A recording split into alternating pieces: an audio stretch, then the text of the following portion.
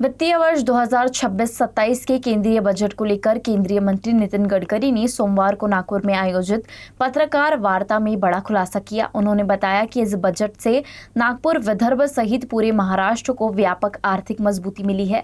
गडकरी ने कहा कि राज्य को कर हस्तांतरण और केंद्रीय अनुदानों के माध्यम से रिकॉर्ड धनराशि प्राप्त हुई। वही बजट में भी महाराष्ट्र के लिए हजारों करोड़ रुपए का प्रावधान किया गया है। इसके साथ ही मराठवाड़ा और विदर्भ जैसे संवेदनशील क्षेत्रों में सिंचाई, पेयजल, कृषि और हरित परियोजनाओं को लेकर बड़े निवेश की रूपरेखा सामने आई है। गडकरी ने बताया कि निरंतर अवसंरचना निवेश और संरचनात्मक सुधारों से भारत की लॉजिस्टिक लागत में काफी कमी आई है, जिससे आर्थिक विकास मजबूत हुआ और वैश्विक प्रतिस्पर्धात्मकता बढ़ी है। वहीं महाराष्ट्र के राष्ट्रीय तौर पर बुनियादी ढांचे के विकास में योगदान को रेखांकित करते हुए गडकरी ने कहा कि केंद्र से राज्य को वित्तीय सहायता में काफी वृद्धि हुई है। 2026-27 के बजट अनुमानों के अनुसार महाराष्ट्र को कर हस्तांतरण के लिए 79,855.80 करोड़ रुपए का प्रावधान किया गया है। 2025-26 के बजट अनुमानों में 50,511 करोड़ रुपए अनुदान के रूप में आवंटित किए गए हैं। उन्होंने बताया कि 2014 से 2026 के बीच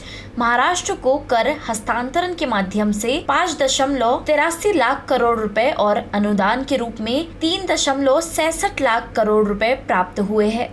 बजट में जो इंफ्रास्ट्रक्चर में पब्लिक प्राइवेट इन्वेस्टमेंट आनी चाहिए, इसके लिए रिस्क गारंटी फंड की स्थापना की गई है, जिसके कारण महानगर पालिका, स्टेट गवर्नमेंट, भारत सरकार जहाँ भी पीपीपी मोड में, बीओटी मोड में प्रोजेक्ट लेंगे, उसमें बड़े प्रमाण पर ये इसका इंफ्रास्ट्रक्चर रिस्क गारंटी फंड का उपयोग होगा। इसके लिए पार्शियल क्रेडिट गारंटी भी लोन से देना आसान होगा और प्राइवेट इन्वेस्टर से इसमें आत्मविश्वास बढ़ेगा। ये हमारे इंफ्रास्ट्रक्चर में हाईटेक इंफ्रास्ट्रक्चर मशीन के निर्माण के लिए, जैसे टनल बोरिंग मशीन्स हैं, हम लोग करीब 2.5 लाख करोड़ के टनल केवल राष्ट्रीय महामार्ग में बना रहे हैं और उसी प्रकार से रेलवे की टनल अलग है, हाइड्रो प्रोजेक्ट की अलग है।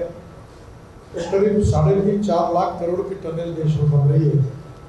तो ये TBM, ये टनल बोरिंग मशीन्स जैसी एडवांस मशीन निर्माण के लिए नई योजना बनाई है, जिसमें हमारी आयात कम हो और हमारे देश में मेक इन इंडिया और मेड इन इंडिया की शुरुआत हो।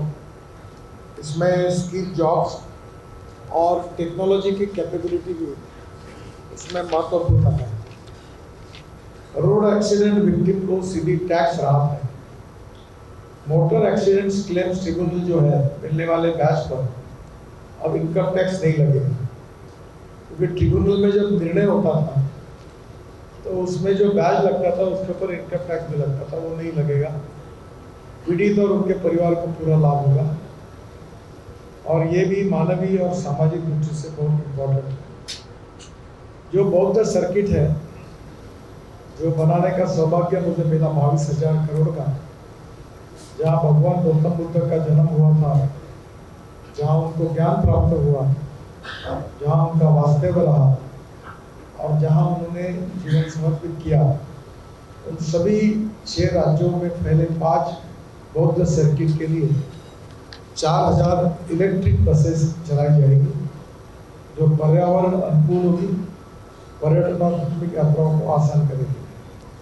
इससे नए रोजगार भी निर्माण होंगे।